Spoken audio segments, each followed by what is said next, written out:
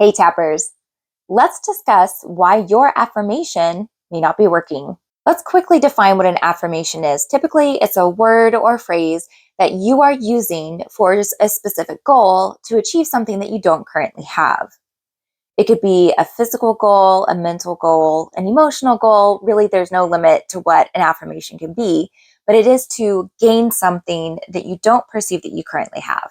So why would an affirmation not be working if you are tapping to get your subconscious brain on board? Let's talk about a few common pitfalls. One could be how your affirmation is phrased.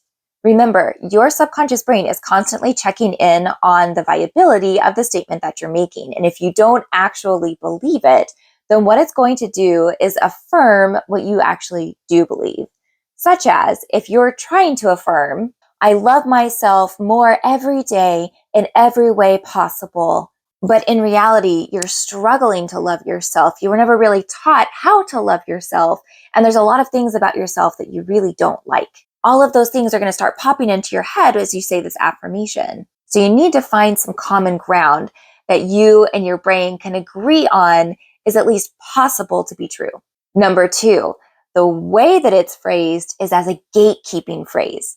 Now, what I mean by that is when we are taught to go after something, we typically go from a space of scarcity, meaning I want this and I don't yet currently have it. So now I've got to go for it. I've got to charge for it. I've got to strive. I've got to aim. I've got to go out there and get it. And there's nothing wrong with reaching for things that you don't currently have. However, we want to start from a place of empowerment, of a place that feels easy and simple enough for you to start to get some momentum going. Because if you're looking at a goal such as, I want to be CEO of my own multi-million-dollar business, but you don't know anything about business and you don't yet have a business idea.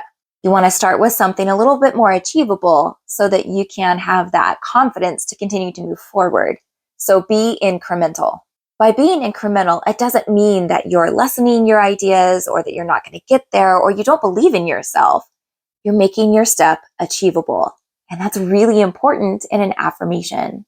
So let's talk a clear example. Let's choose a really common affirmation, which is, I choose to love myself.